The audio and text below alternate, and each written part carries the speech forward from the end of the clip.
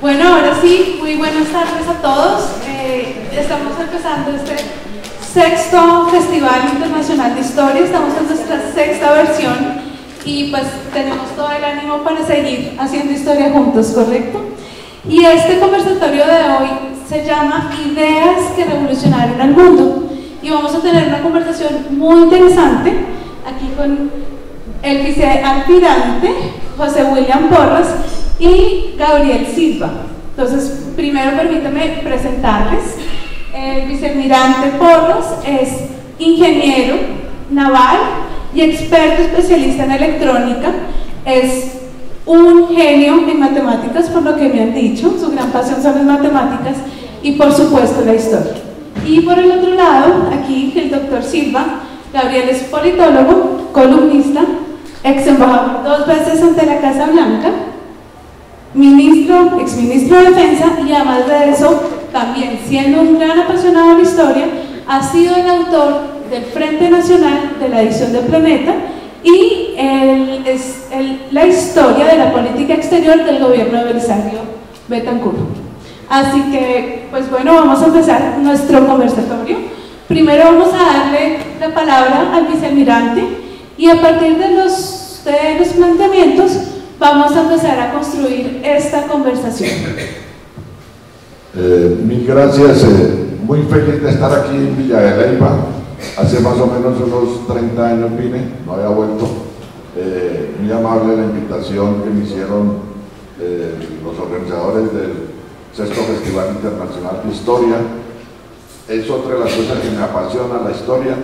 Espero que esta conferencia es un tema muy interesante porque van a ver ustedes cómo el mundo fue evolucionando a medida que iban apareciendo ideas. Algunas ideas muy sencillas, pero no quiere decir que no tuvieron unas grandes implicaciones.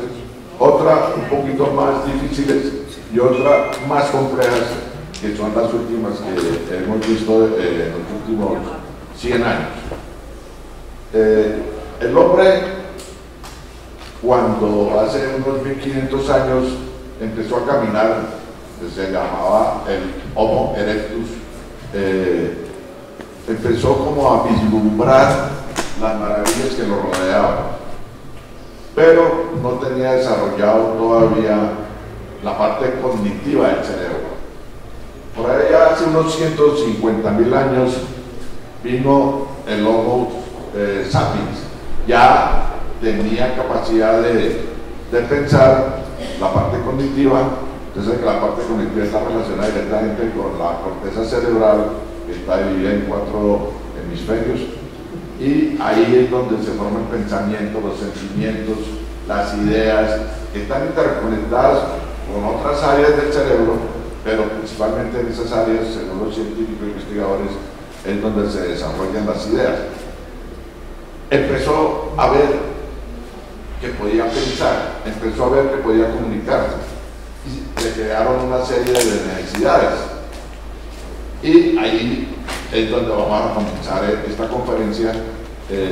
Pues la primera que puse acá, no porque sea la primera que el hombre creó, sino por su simpleza la quise poner, que es la rueda.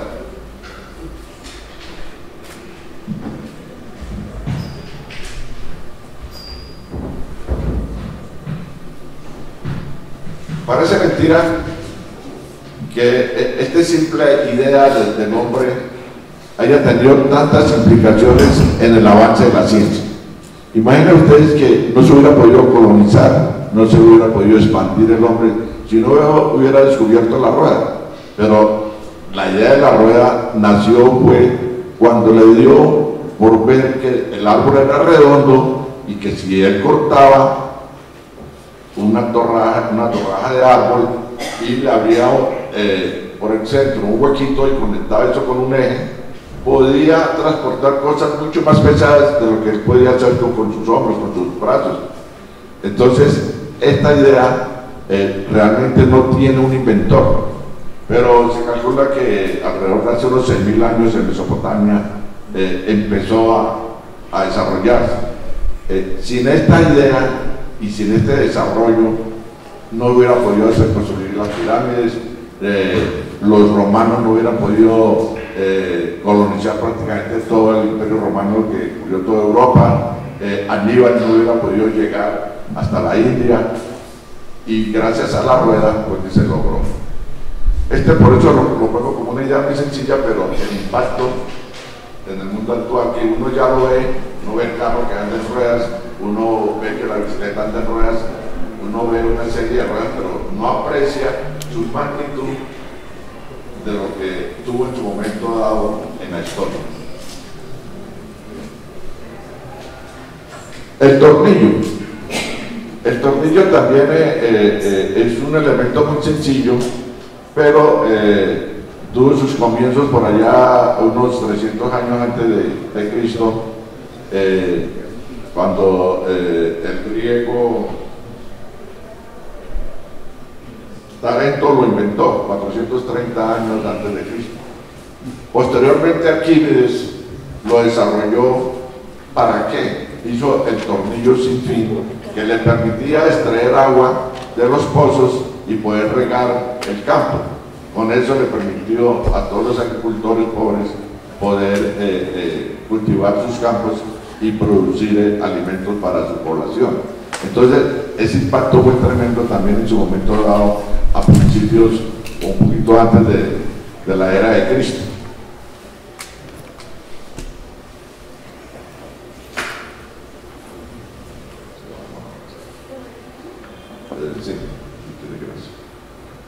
La vela.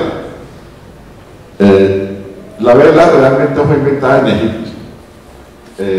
Inicialmente en el Nilo la usaban para navegar en este río, y posteriormente la empezaron a usar ya en el mar Mediterráneo.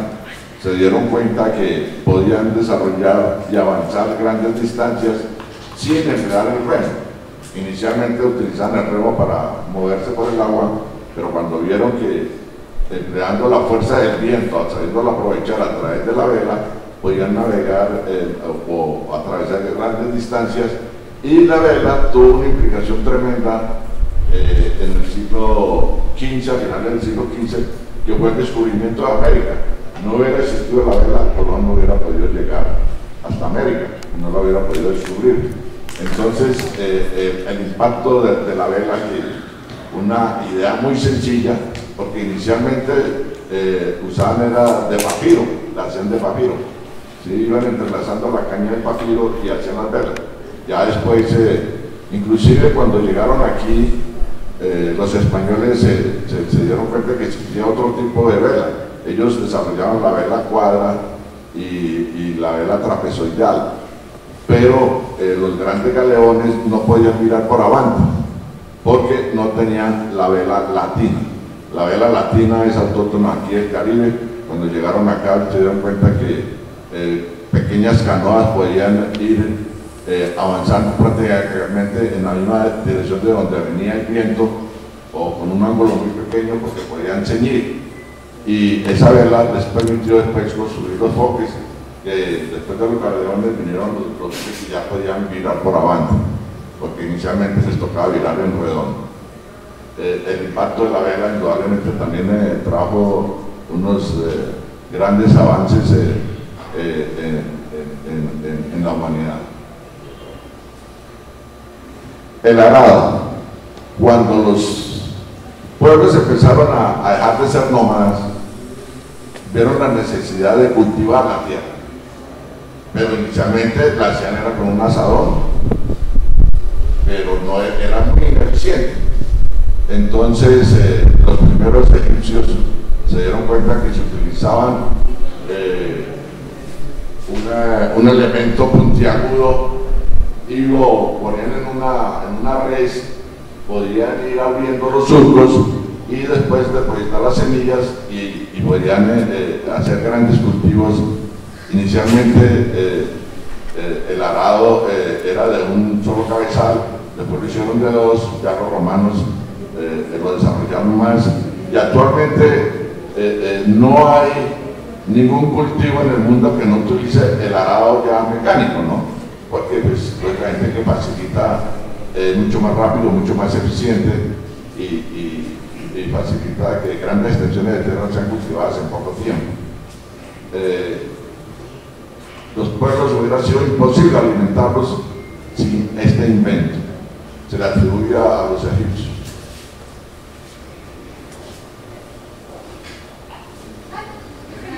La palanca. Imaginen ustedes que cuando yo me empecé a investigar, que me pusieron esta tarea aquí los historiadores, uno siempre tiene el concepto que todas las ideas son desarrolladas por el humano, pero resulta que la palanca no. La palanca la utilizan inclusive los simios para recoger algunos alimentos. Es la única máquina prehistórica del mundo, porque con eso se pueden mover grandes pesos. Se le atribuye a Arquímedes la famosa palabra de que dame un punto de apoyo y moveré el mundo, ¿sí? Entonces, si ustedes necesitan levantar un peso, simplemente utilizan una palanca y esa fuerza se multiplica por el brazo, que es más largo, lógicamente, que el punto de apoyo, y puede levantar cualquier peso. Por eso aquí me dio darme un punto de apoyo y mover el mundo. Ha permitido también, o permitió la construcción de las pirámides, permitió la construcción de los grandes castillos que eran de piedra en esa época, permitió que el mundo tuviera otra concepción del movimiento de las fuerzas, ¿sí? Junto con la polea, tal vez la palanca y la polea en sus principios son muy similares porque multiplican la fuerza, pero indudablemente que el mundo también se transformó con estas ideas sencillas, como ustedes ven, que fueron poco a poco dándole o perfeccionando un poquito a la humanidad en el desarrollo. Voy a parar ahí, porque así fue como me dijeron, y ahora continúo.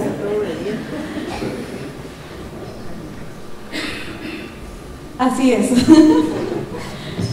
Pues una de las intervenciones que son muy interesantes de empezar a ver cómo estas ideas desde la prehistoria se transforman en inventos es también ver cómo estas mismas ideas han sido permanentes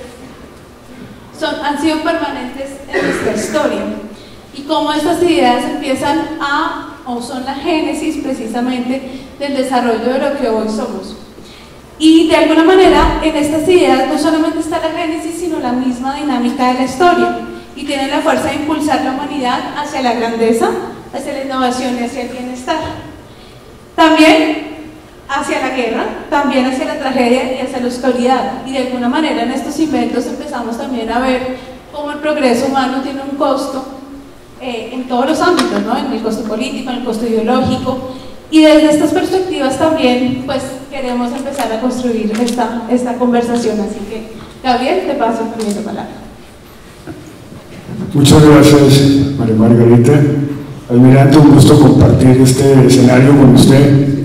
Conozco muy bien y muy de cerca todos sus éxitos en su carrera militar y también toda su sabiduría y conocimiento. Muchas gracias por estar aquí con nosotros y permitirme compartir con usted este escenario. Quiero agradecerle al Festival de Historia esta invitación.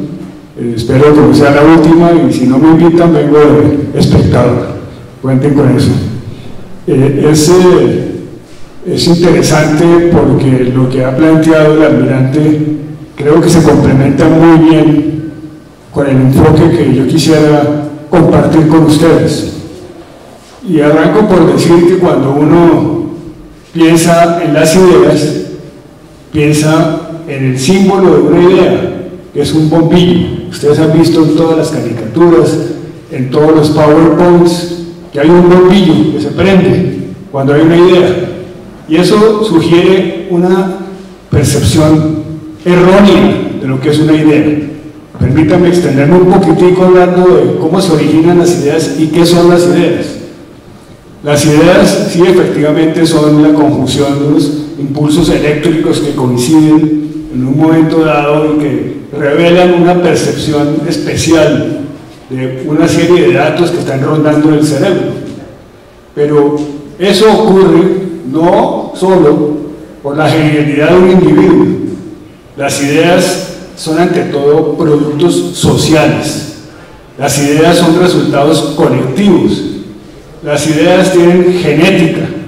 Es decir, si uno se mete en la historia de las ideas, y aquí traigo un muy buen ejemplo, muchos de ustedes conocerán este pesado libro de 1190 páginas, que es la historia intelectual de la humanidad de Peter Watson. Es uno de los grandes ejemplos del recorrido de las ideas, y en el fondo su conclusión es que las ideas, primero que todo, no tienen principio ni fin, y eso es algo muy importante.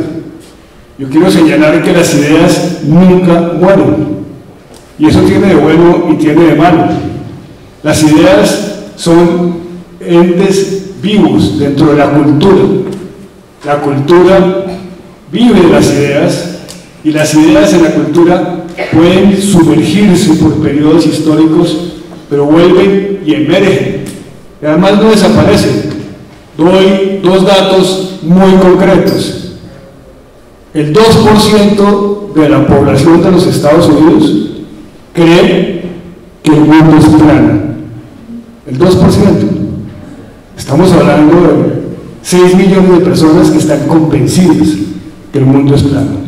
Entonces, es un muy buen ejemplo de que las ideas no mueren. Pero es peor.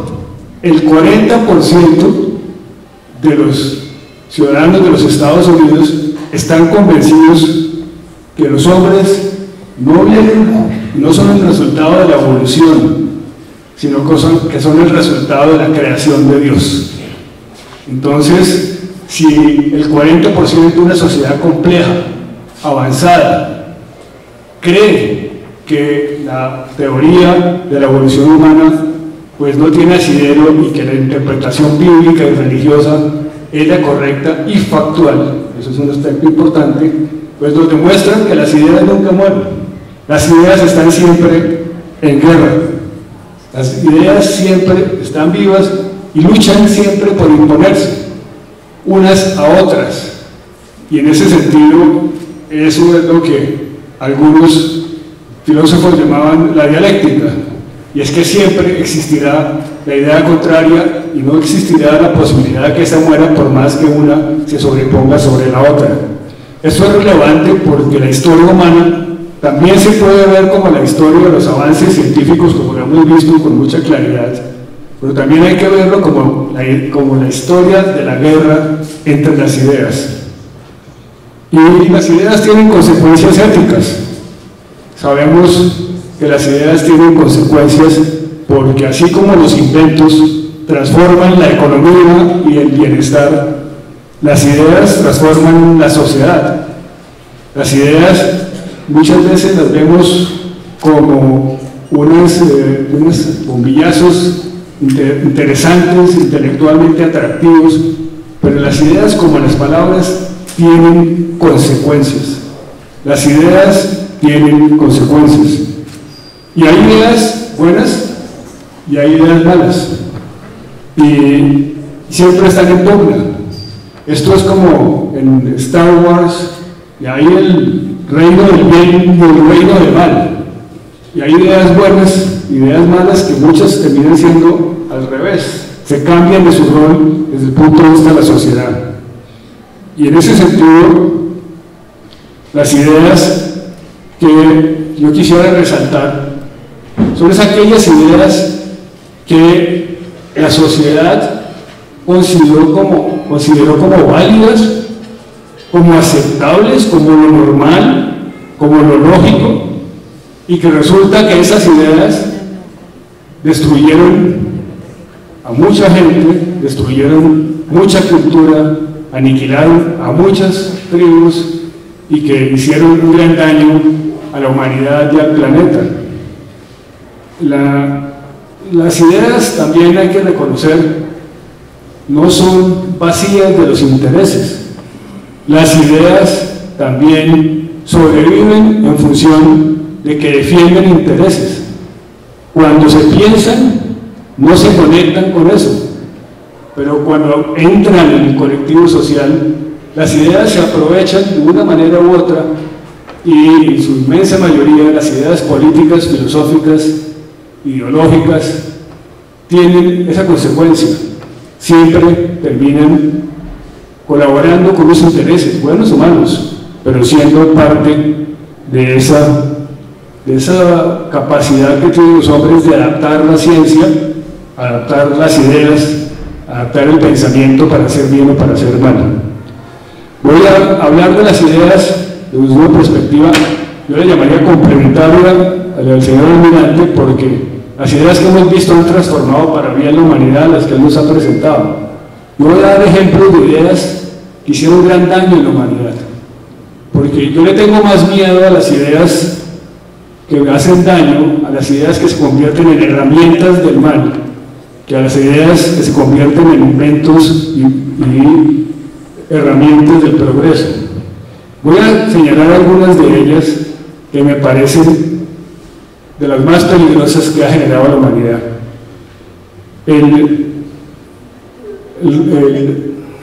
La supremacía racial. La supremacía racial es una idea que tuvo mucha fuerza durante muchos siglos, y vale la pena decir que los nazis son un ejemplo que todo el mundo recuerda de cómo la supremacía racial conduce a problemas muy difíciles y muy complicados que arrasan con la humanidad. Ya voy a terminar para poder seguir nuestro diálogo, señora moderadora. Yo sé que usted tiene un control muy estricto del tiempo, pero le pido 4 minuticos más. Y esa misma idea de supremacía racial estaba detrás de algo como, por ejemplo, la toma del Capitolio de los Estados Unidos. Es decir, las ideas sobreviven y las ideas se transforman, pero tienen sus consecuencias y no desaparecen. Por eso hay que estar alertas. Otra idea que parece aterradora: las personas que cuestionan el beneficio de las vacunas y dejan que sus hijos sufran todas las enfermedades más peligrosas, porque resulta que su desconfianza a la razón y la ciencia es tal y es tan irracional que desarrolla una idea que se despliega y se va repartiendo sobre todo en las sociedades contemporáneas de una manera masiva. Y hay muchas más, pero quiero señalar la última de este listado que tengo, que es bastante amplio, que es la eugenesia. Y es que hay personas que no merecen vivir, que no son adecuadas para existir. Y aunque ustedes no lo crean, hasta los años 60 hubo leyes en los Estados Unidos, en los estados de Estados Unidos, que obligaban a la esterilización forzada a los que la comunidad considera incapaces, indebidos, inadecuados. Hubo 60.000 esterilizaciones forzadas en los Estados Unidos porque se creyó como una verdad inalterable que efectivamente había razas mejores que otras y gente más capaz que otra, y fue el desarrollo de una gran idea, una gran invención intelectual que fue el darwinismo y la racionalidad de la evolución, que se tradujo a la sociedad y se convirtió en una herramienta de eliminación de miles y miles de personas por no considerarlas adecuadas ni útiles. Entonces, para terminar este pedazo de nuestra conversación, simplemente quiero decir que las ideas mueven el mundo en la dirección en que colectivamente le permitamos hacerlo. Y en un momento en que las grandes ideas de la humanidad, y yo señalo solo 3, desde el punto de vista político, que son la libertad, la democracia y los derechos, están amenazadas en todo el mundo por otras ideas que vienen del pasado, es cuando tenemos que distinguir cuáles son las ideas buenas y malas. Tenemos que estar muy atentos qué ideas son buenas y qué ideas son malas, porque en esa escogencia que parece como una escogencia menor está el futuro de la humanidad. Muchas gracias. Muchísimas gracias, Gabriel, también por la intervención. Y yo veo que acá hay un tema fundamental que vincula estas dos conversaciones, y hay unos momentos históricos que nos definen precisamente los paradigmas en donde la idea, la ciencia se vinculan, y es precisamente ese momento de la humanidad cuando llegamos a la razón. Hay tres momentos en la historia que son fundamentales: la creación de la imprenta en 1450, si no estoy mal, la revolución copernicana, de la cual sí me gustaría que el vicealmirante nos contara un poco más, y finalmente, bueno, pues el momento en que Descartes, con el discurso del método, reconoce que primero piensa y luego es, ergo cogito sum, pienso, luego existe.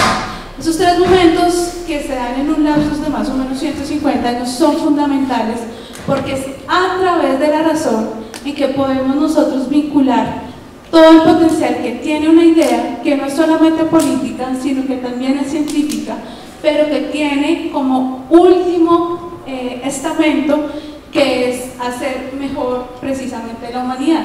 Y aquí empezamos con el péndulo y esa oscilación que está detrás de lo que significa una idea, y es el uso per se de la idea.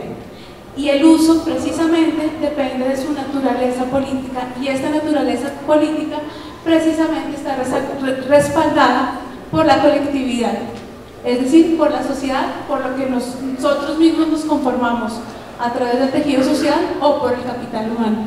Así que, vicealmirante, por favor continuemos con esta conversación, porque yo sé que usted tiene una trazabilidad de inventos que nos sigue soportando esta idea.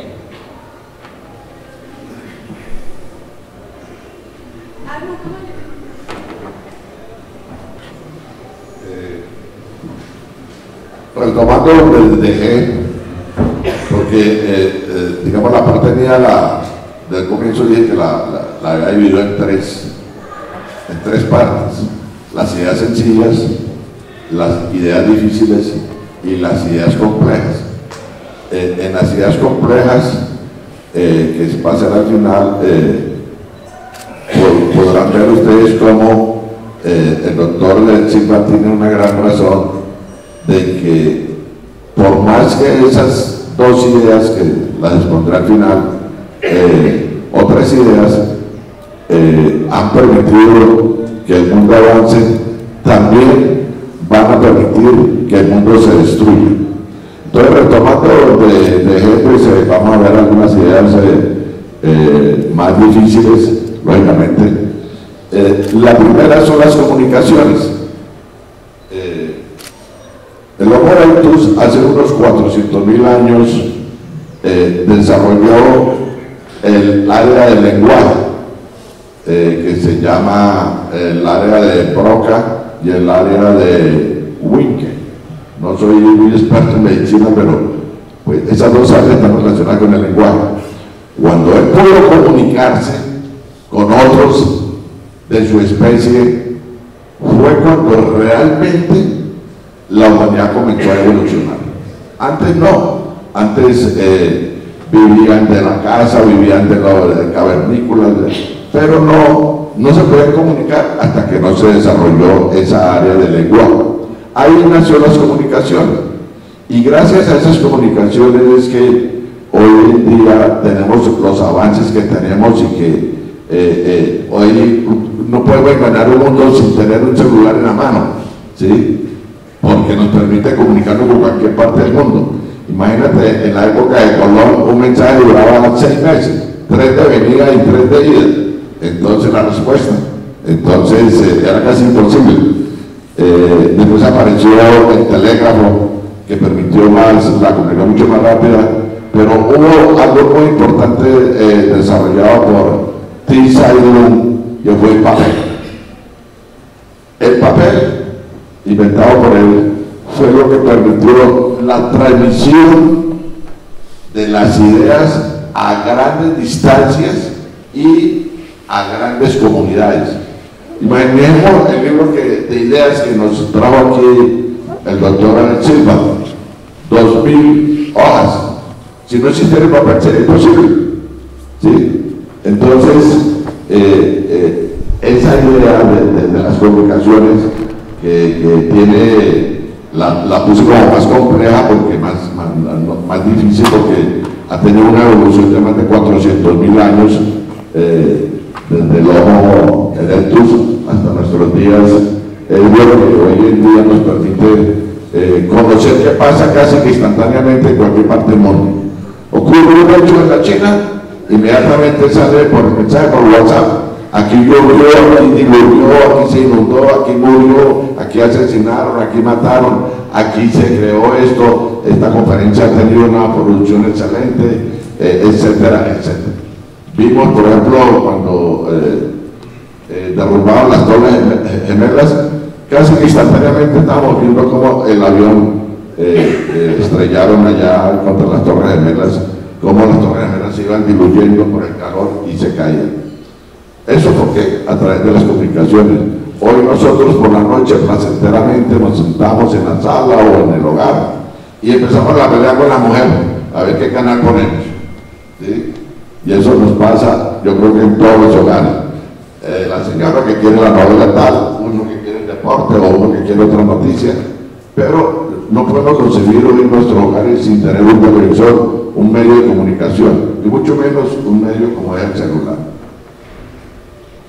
La electricidad no es realmente un invento, pero porque existe en la naturaleza, pero sí su descubrimiento permitió precisamente el desarrollo de las comunicaciones, que la luz llegara a grandes distancias, que pudiera las comunicaciones también desarrollarse a grandes distancias.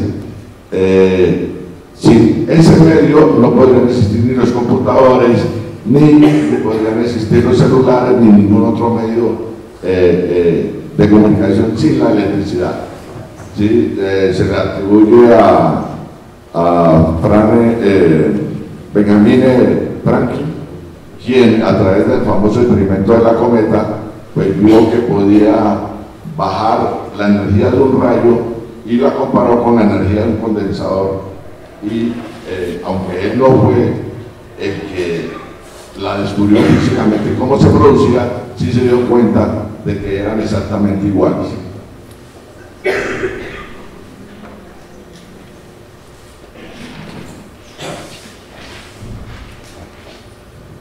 La máquina del vapor también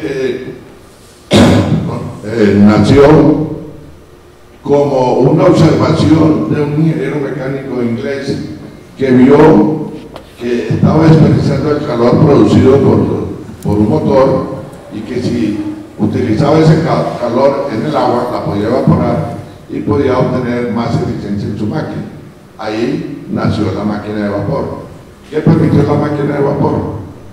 Que se fueran desarrollando los transportes transatlánticos, que se movieran grandes maquinarias, que toda la era industrial evolucionó tremendamente en el siglo XIX, gracias a esta idea que la vio por pura observación. Y aquí vamos a ver un poquito con las ideas complejas. La pólvora. La pólvora se le atribuye a los chinos, la utilizaban más que todo para fuegos pirotécnicos, pero ahí comenzaron a desarrollarse las armas de destrucción masivas, ¿sí? Las ametralladoras, los cañones. Entonces, una idea que también permitió el desarrollo de la minería, el desarrollo de la construcción, el desarrollo de carreteras, también nos ha conducido a una destrucción de la misma humanidad. La Segunda Guerra Mundial, la Primera Guerra Mundial, los grandes muertes que hubo fue porque inventó la pólvora. Seguramente si no hubiera existido la pólvora, no hubiera existido ni Segunda ni Primera Guerra Mundial. La fusión nuclear, una idea compleja descubierta en 1938-39. Se dieron cuenta de que si fusionaban un átomo, o sea, lo rompían, producía una gran cantidad de energía.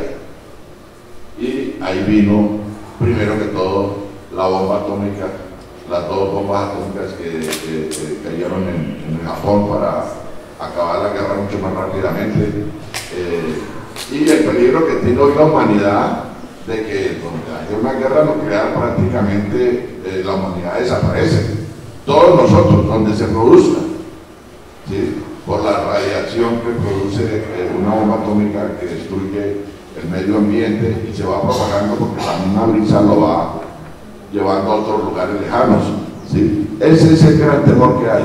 Indudablemente que también se utiliza para medios pacíficos, para producción de energía, pero el gran peligro que hay en este momento es una guerra nuclear.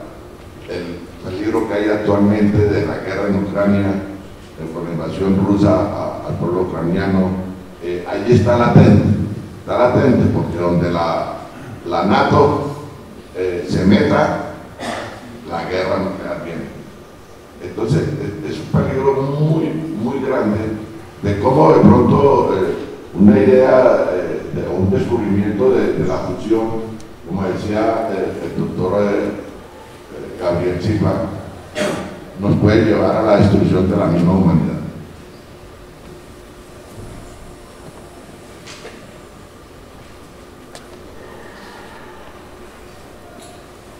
La teoría de la relatividad la traje aquí porque en la naturaleza hay cuatro fuerzas, ¿sí? La fuerza de la gravedad, la fuerza electromagnética, la fuerza atómica débil y la fuerza atómica fuerte. Y Einstein en 1917 se puso a hacer una serie de análisis para tratar de entender estas dos fuerzas principales, la electromagnética y la de la gravedad, y creó la teoría de la relatividad, que no es otra cosa que cómo actúa la fuerza de la gravedad en el espacio-tiempo. Resulta que la fuerza de la gravedad deforma el espacio-tiempo, es decir, todos los astros, todas las galaxias deforman el espacio-tiempo, y es lo que permite que haya interacción de la gravedad en el universo, ¿sí? Se considera, por ejemplo, que una persona que viaje a mucho mayor velocidad que la que pueda tener aquí en la Tierra puede envejecer mucho menos que una persona que permanezca en la Tierra.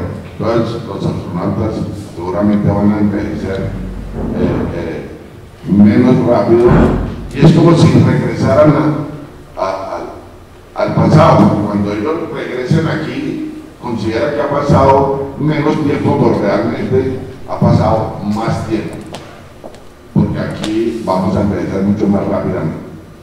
Entonces, esa teoría, que ya ha sido comprobada, nos abrió una serie de panoramas para entender el universo. El universo tiene unas grandes fuerzas. Existe lo que se conoce también como la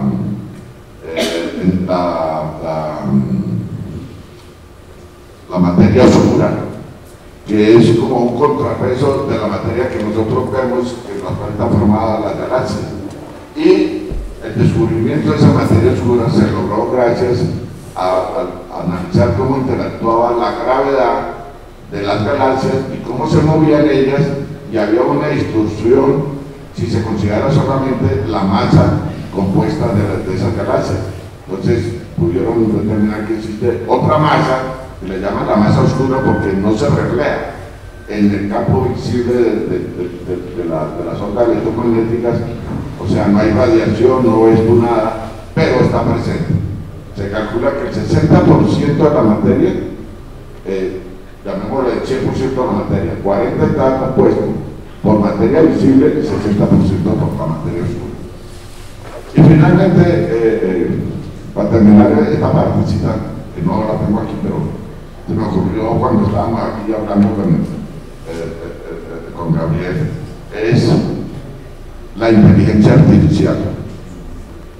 Los grandes peligros que tiene la inteligencia artificial. Indudablemente nos permite avanzar en muchas áreas mucho más rápidamente. En la medicina, lógicamente, si la aplicamos bien, nos va a ayudar. Pero la inteligencia artificial la cubre, digamos, 3 áreas, que lo llaman los científicos. Uno, la artificial narrow intelligence, o la inteligencia angosta artificial, que es la como, digamos, como está en este momento desarrollada. Todavía no tiene capacidad cognitiva, todavía no se autoalimenta a sí misma, ¿sí? La segunda etapa de la inteligencia artificial es la Artificial General Intelligence, o la AI, que es cuando adquiere esa capacidad cognitiva, adquiere esa capacidad de conocimiento, se puede realimentar ella misma e ir creciendo y puede superar a la inteligencia humana en un momento dado. Cuando ocurra eso, viene lo que los americanos llaman la Artificial Super Intelligence, la ASI. Ahí es donde está el peligro. Lo han advertido los grandes científicos. Hubo una reunión en Estados Unidos de más de 2.000 científicos donde previeron que si no se establecían unas reglas muy claras a todas las compañías, podríamos crear un monstruo, y ese monstruo nos puede destruir porque va a querer poder. ¿Por qué nosotros lo destruimos? Es porque siempre queremos poder. El vecino quiere lo que tiene el otro, entonces empieza a visionar que tiene. Cuando el Homo sapiens se vio en un espejo, empezó a mirarse y empezó a querer poder. Por eso los grandes imperios se desarrollaron, ¿sí? Lo mismo le va a pasar a la inteligencia, a la ASI, a la Artificial Superintelligence. Cuando vea que puede tener poder, va a despreciar a los humanos y va a decir: yo no lo necesito a ustedes, yo mismo puedo hacer las cosas, y nos puede llevar a la destrucción. Muchísimas gracias. Y ahí yo creo que en este tema del poder es que por fin empezamos como a vincular cómo todo este desarrollo científico, cómo estas ideas que son permanentes, que son macro, que nos definen y nos moldean también las formas de nuestra sociedad, también están vinculadas inevitablemente con las ideas políticas que están orientadas precisamente a moldear el comportamiento humano y a organizar la sociedad. Así que, Gabriela, ¿cómo complementar todas las maravillas que Luis Almirante nos acaba de contar? Muy rápidamente, porque creo que nuestra audiencia debe tener interés de preguntar y de hacer algunos planteamientos, y además pues, hacer de esta presentación un diálogo. Si uno va a la esencia, existen 3 razones que justifican, y más que justifican, perdón, explican la dinámica de las ideas. Una es la curiosidad. Muchas ideas surgen de la curiosidad, de la experimentación deliberada o, en muchos casos, accidental. La segunda, que es una gran razón y fuerza de la dinámica de las ideas, es la economía, la ganancia, la utilidad.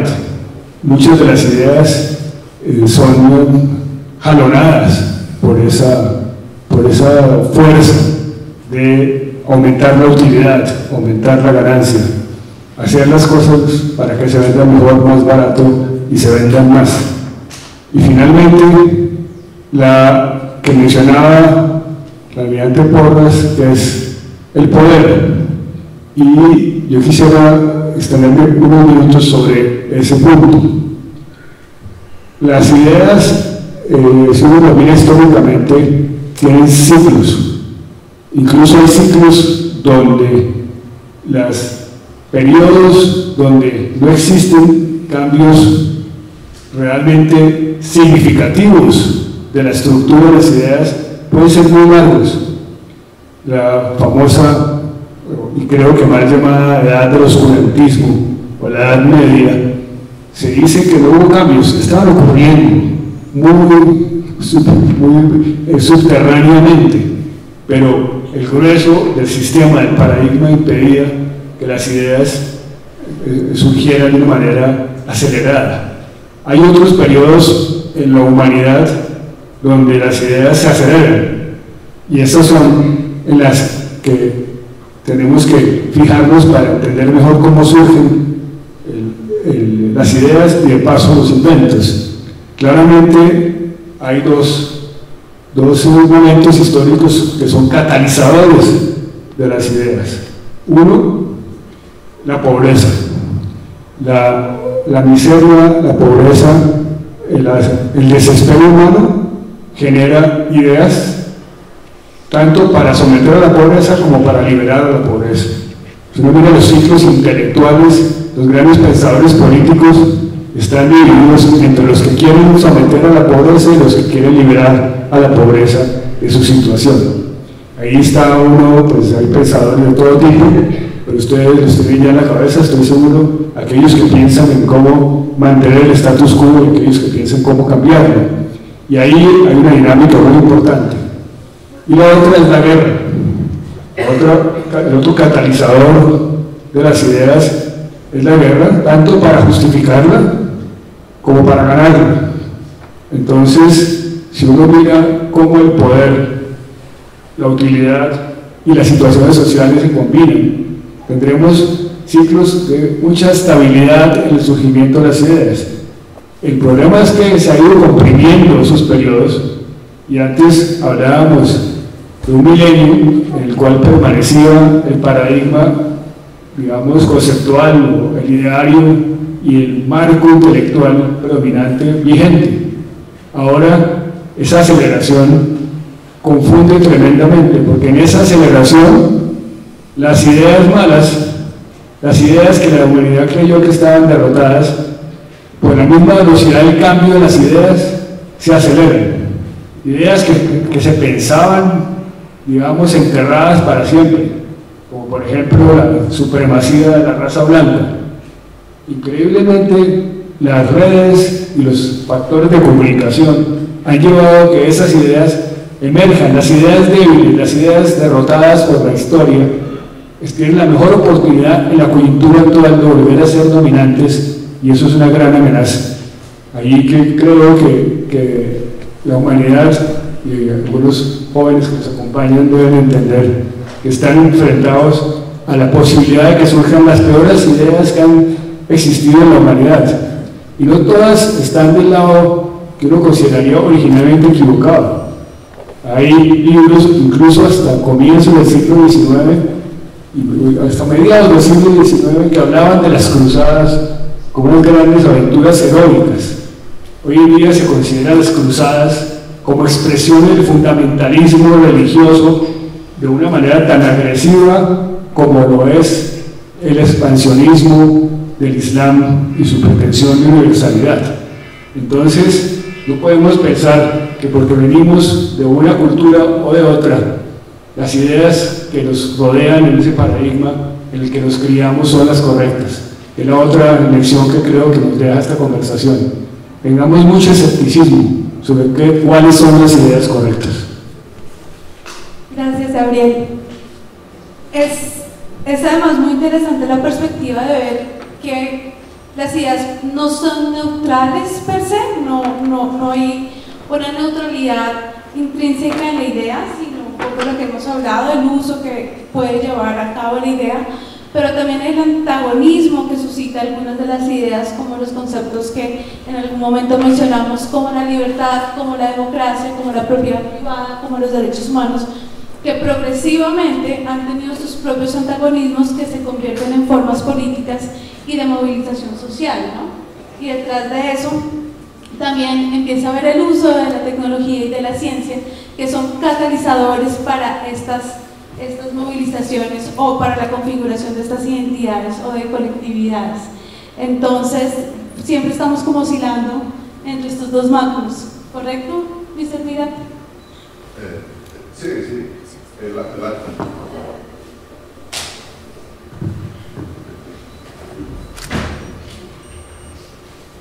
La tecnología ya. Bueno, sí, mira, las ideas pueden ser buenas, pueden ser malas, regulares, todo depende de qué lado nos pongamos nosotros mismos como humanidad, de qué lado como sociedad, de qué lado como la unidad familiar, de qué lado nosotros mismos le transmitimos a nuestros hijos las ideas, porque indudablemente que las ideas siempre han sido en pro de desarrollo, no en pro de destrucción. Lo que pasa es que después de que se ha generado la idea,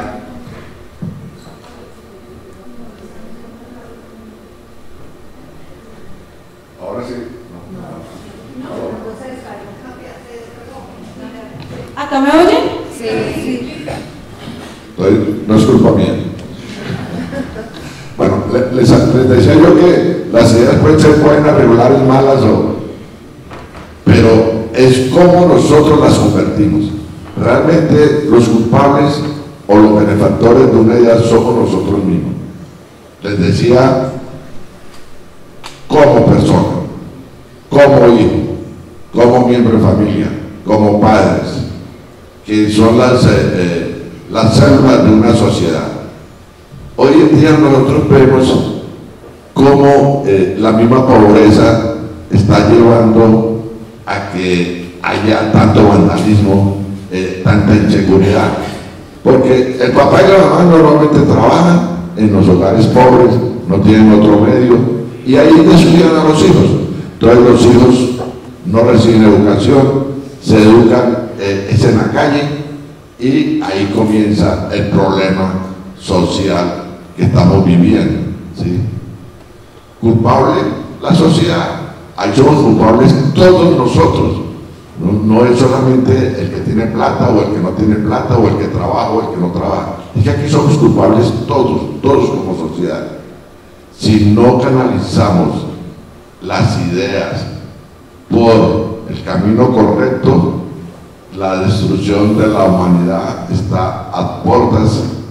Dentro de muy poquitos años vemos el calentamiento global, que no lo quise tocar, pero ya vemos que el mundo no solo reacciona ante el evento o ante el cataclismo, pero no ha tomado acciones verdaderas para evitar eso. Entonces vemos, por ejemplo, lo que pasó en el Canadá, que se destruyeron miles de hectáreas de bosques en un incendio. Vemos lo que pasó en Hawái, prácticamente una isla desapareció. Entonces, lógicamente, los gobiernos poderosos, los gobiernos que tienen medios y aplican el capital para ayudar a la gente, lo cual es bueno, pero no han hecho nada para evitar el calentamiento global con toda la honestidad del caso. La China, por la ansia de desarrollo, también es el que está produciendo más CO2 en el mundo, ¿sí? Y nosotros, que somos los países amazónicos, y en eso sí le doy la razón al presidente, no porque yo sea fanático de él, pero ahí tiene toda la razón. Resulta que nosotros, los países amazónicos, somos los pulmones del mundo, y entonces si se destruye una hectárea de bosque en la Amazonía, pega a todo el mundo el grito, ¿sí? Pero porque no contribuyen a preservar esa Amazonía a través, yo lo llamé un bono mundial, ¿sí? Porque el oxígeno viene ahí, los dos grandes generadores de oxígeno es el mar y son los bosques de la Amazonía. Entonces el mundo a la expectativa de ver qué pasa y nosotros viendo cómo se está destruyendo el mundo. Muchas gracias. Gracias, almirante. No, para no extendernos demasiado y creo que estamos llegando al límite y no queremos dejar sin oportunidad de preguntas. Yo quisiera hacer una referencia a algo que no hemos mencionado hasta ahora, y es la relación entre las ideas y la educación. Y hay sistemas educativos que están concebidos para promover la creatividad, es decir, la generación de ideas en diferentes escenarios del intelecto y del pensamiento. Y si uno ve los resultados que tenemos en nuestro sistema educativo, realmente es un sistema que no está diseñado para promover la creatividad de ideas, sobre todo en el tema de la ciencia el tema de la historia, en el tema del pensamiento.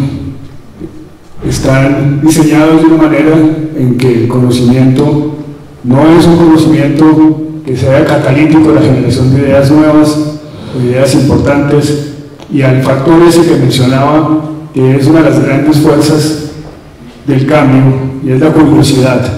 Nuestro sistema educativo no promueve la generación de ideas porque no genera muchachos y muchachas y jóvenes curiosos. La curiosidad, que parece algo como menor, es la esencia de esa fuerza de generación de ideas. El único y final llamado que haría es que en todos los escenarios donde podamos incidir, sembremos curiosidad en todos los espacios, que es la esencia de las nuevas ideas. Muchas gracias. Muchísimas gracias, Gabriel, vicealmirante. Tenemos unos 10 minuticos, si les parece, para preguntas, así que si alguien quiere preguntarle algo a alguno de nuestros invitados, bien pueda. ¿O algún comentario?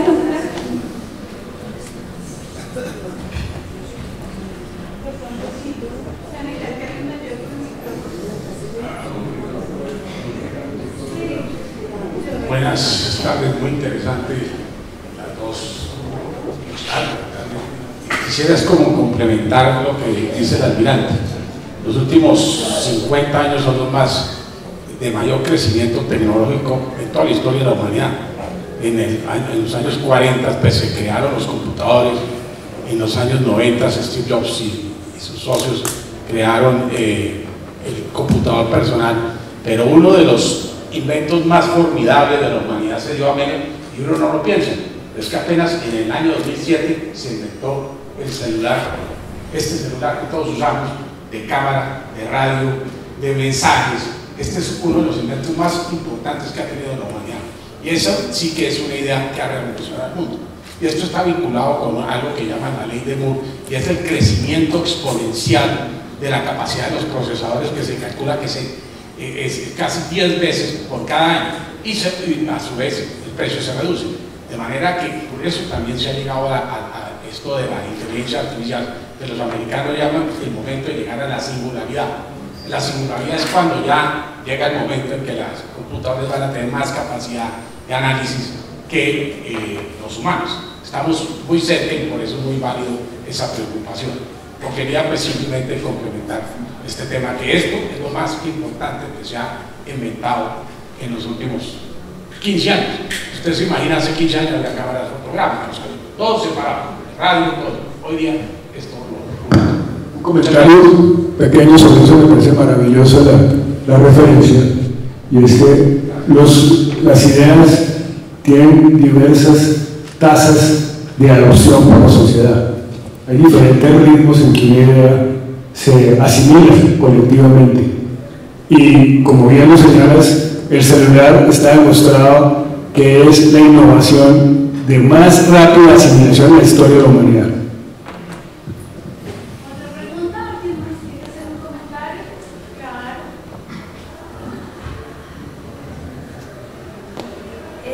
Quería preguntar si la aceleración de la evolución de ideas tiene que ver con el progreso del mundo, pues porque hoy en día yo siento que todo va mucho más rápido y más acelerado que lo que fuera hace 50 años.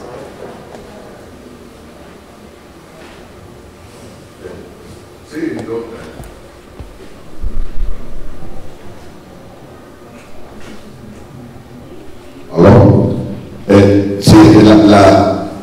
todo está relacionado con la evolución de la tecnología. Entonces, ¿qué pasa? Por ejemplo, hace 50 años los equipos electrónicos duraban unos 10 años para que apareciera uno nuevo. A principios de este siglo duraban unos 3 años. En este momento, prácticamente cada año se cambia el celular, por ejemplo, para hablar de uno. Y todavía no ha llegado el computador cuántico, que ya está en desarrollo. Imagínense que el computador cuántico va a permitir, si hoy tenemos, por decir, una unidad de 1 de la velocidad del computador actual, el computador cuántico va a permitir 1 millón de veces más rápido.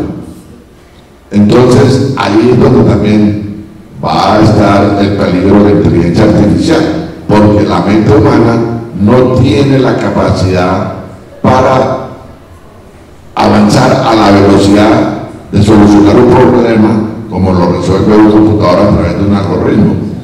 Entonces, por eso yo mencionaba sobre la inteligencia artificial, el peligro que hay, pero indudablemente que la tecnología hoy en día nos está atropellando. Es que eso es increíble. Uno lo que no veía hoy lo ve mañana.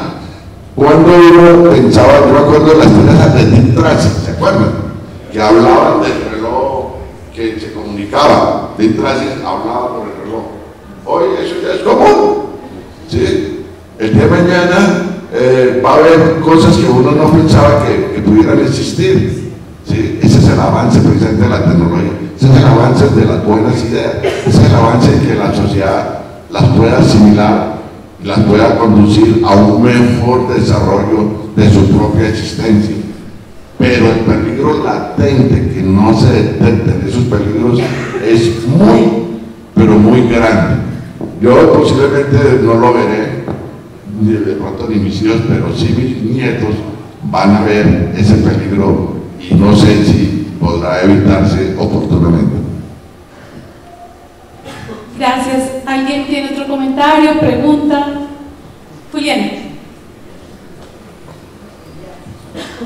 Una pregunta que después de oírlos, ¿no? Y bueno, por supuesto esta última intervención me lleva a preguntarles lo siguiente y a remontarse también en la historia. ¿Qué entonces sería, según ustedes, y me encantaría oírlos a los tres inclusive, salvaría, digamos, a este mundo de todas estas ideas y de toda esta evolución y rapidez de creación humana, si somos además los mismos que creamos todo eso, ¿no? Tiene que haber un algo que sí nos permite permanecer y seguir subsistiendo de una manera, digamos, sana y armónica entre todos los seres humanos y las grandes ideas de la humanidad. La cédula de la sociedad, que es la familia.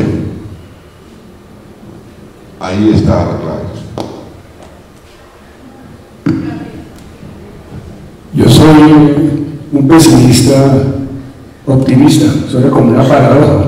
Soy un pesimista en que inevitablemente la dialéctica entre las ideas es infinita y eterna, es decir, el conflicto entre las ideas buenas y malas nunca va a parar.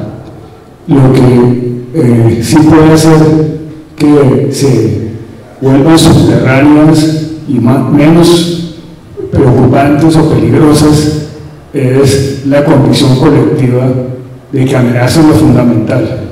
Y, por ejemplo, es el caso que señalaba el almirante de la inteligencia artificial.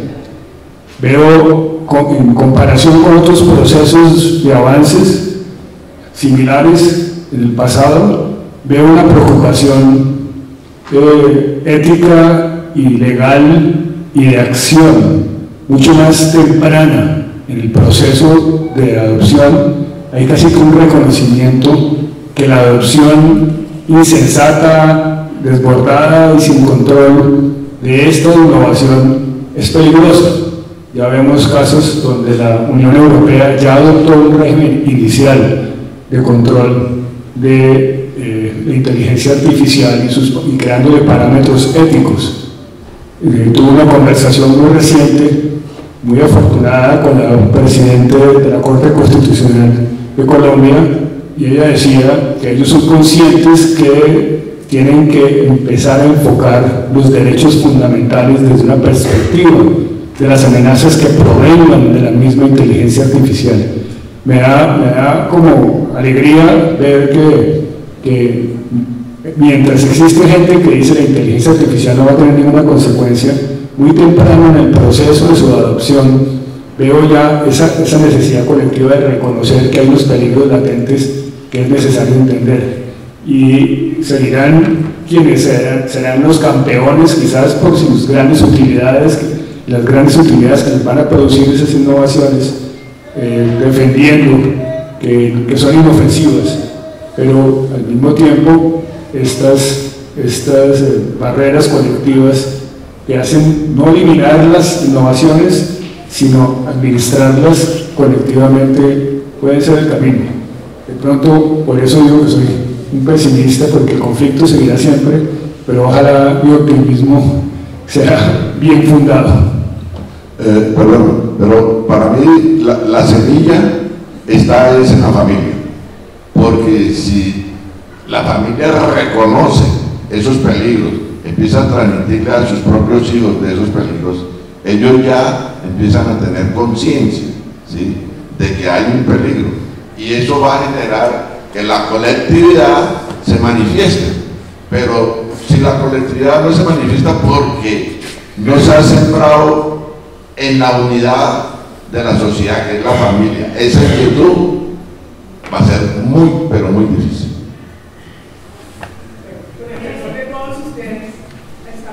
La humanidad completa está centrada evidentemente en el peligro de la inteligencia artificial, pero hay otros problemas gravísimos que también están atentando contra la humanidad, como la manipulación genética. Es muy grave. La manipulación genética está tiene en camino creación de seres humanos, clones, por ejemplo, que van contra toda lo que dice el concepto del ser humano. Otro aspecto, la manipulación biológica. Ya lo vimos con el COVID. 4 locos en China, en el laboratorio, y miren lo que hicieron con la humanidad. Entonces, no estamos con una serie de ideas que revolucionan al mundo y que no solamente nos debe preocupar el tema de la inteligencia artificial. Hay mucha gente haciendo cosas bajo unos conceptos y preceptos de autoeliminación. Entonces, pues, se queda en el ambiente esa gran preocupación. Lo que dice el doctor Silva es cierto, es una mirada un poco negativa de lo que realmente espera a la humanidad. Porque no es solamente la inteligencia artificial, son muchas áreas de la vida que están afectadas con esas ideas de autodestrucción. Gracias. Tú tienes mucha razón. Lo que pasa es que el espacio aquí, pues, nos limitan aquí a 1 hora y uno tiene que cumplir el horario. Eso me enseñaron a mí en la vida militar, ¿sí? Pero sí, hay muchas cosas. Pero la manipulación genética está también muy relacionada con la inteligencia artificial, porque no se consigue esa manipulación genética si no existe la inteligencia artificial. Entonces, si hay una regulación como propuso el doctor Gabriel Silva, de mundial, que limite todo eso, ya en la manipulación genética ya hay regulaciones a nivel mundial, ¿sí? Cuando salió la primera oveja allá en Inglaterra, inmediatamente se prendieron las alarmas y empezaron a crear obstáculos para que no se fuera a hacer ensayos en humanos. Pero usted sabe que siempre hay alguien que se desvía, ¿sí? Y no va a haber nada raro que alguien le dé por querer ser eterno, y entonces coja su cédula, la manipule y cree un organismo similar al que él es, ¿sí? Ese es el problema del poder, ese es el problema de uno mirarse en un espejo, de querer más de lo que le da a uno la naturaleza. Ahí está la ambición. Pero yo insisto, mire, si la sociedad, empezando por la familia, reconoce todos estos problemas, reconoce todos estos peligros y empieza a crear conciencia empieza a irradiar hacia las demás personas, la humanidad podría tener un camino de salvación. Si no se logra eso, para mí, vamos derechito a la destrucción, a la autodestrucción. Creo que tenemos espacio para una pregunta, por favor. Bueno, muchas gracias. En primer lugar, agradecerles a los conferencistas que ha sido impecable su exposición ante un reto tal que como las ideas que revolucionan el mundo. Entonces, no sé, en medio de semejante panorama y con esa inteligencia, no quedan muchas brechas donde aportar algo de ese vuelo de águilas sobre la historia del mundo y sus ideas. Se me ocurría que de pronto podría haber ahí incluirse dentro de esas grandes ideas que revolucionan el mundo del cohete y el avance en que el hombre comienza a investigar el espacio, comienza a salir de su sistema terrícola y comienza a visibilizar un panorama planetario, un planetario cósmico, es decir, la aventura humana que hablaba Teilhard de Chardin se proyecta en este momento y sale al universo como una semilla humana, como una semilla de la Tierra, a descubrir otros territorios en el universo, a descubrir otros panoramas, y la idea, pues eso es un hito de la humanidad, ya el descubrimiento, lo que están haciendo ahorita en Marte, el observatorio Hubble, que en el universo está profundizándonos la mirada directa a todo el comienzo del universo, a la génesis del universo. Pues yo creo que esos son hitos de la humanidad que han necesitado ideas, porque todo es una idea, es decir, todo lo que el hombre hace es de logos, que es la idea, lo toma, ya sea en la música, la ciencia y todo, encuentra en ese mecanismo cósmico las ideas que vienen en un momento a plasmarse y a revolucionar el mundo. Eso en cuanto al panorama del hito del hombre en búsqueda de conquista planetaria, y también en el panorama de encontrar, como decía Teilhard de Chardin, otras nosferas, otras civilizaciones, es decir, tarde o temprano nos vamos a encontrar en el universo con unas civilizaciones que por lógica matemática y por estadística tienen que haber. Entonces la ciencia se está preparando para eso, y creo que es las ideas que van a revolucionar la humanidad en ese nuevo hito.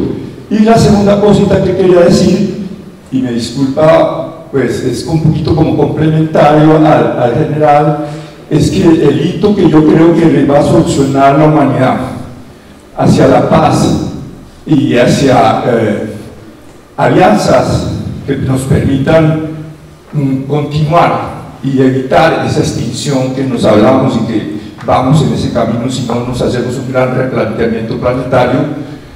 Yo creo en que el salto de la familia nuclear, de la familia, tiene que dar un salto a la familia humana.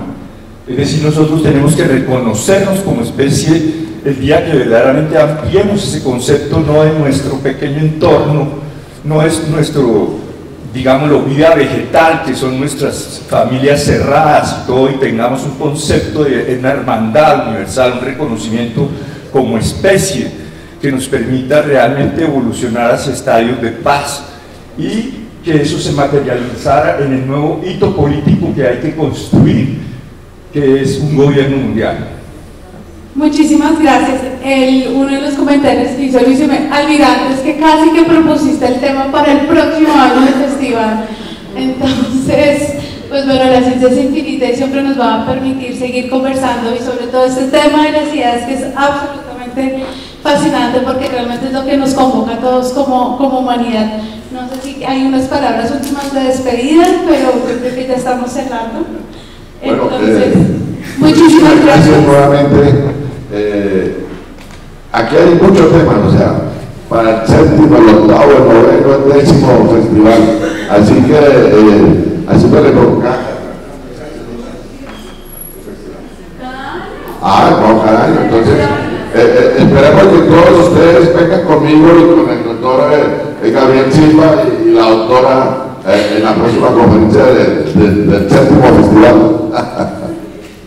Y yo quiero también agradecerles la paciencia, porque uno aquí se encarreta con sus cuentos, y ustedes han sido muy gentiles en aguantarnos aquí en nuestra conversación y nuestros planteamientos. Muchísimas gracias, y les agradezco sobre todo que tengan y demuestren lo que hace más importante a las ideas, que es la curiosidad. Yo sé que están aquí por curiosidad, y espero que en algo se haya satisfecho ese instinto por aprender algo nuevo. Muchas gracias.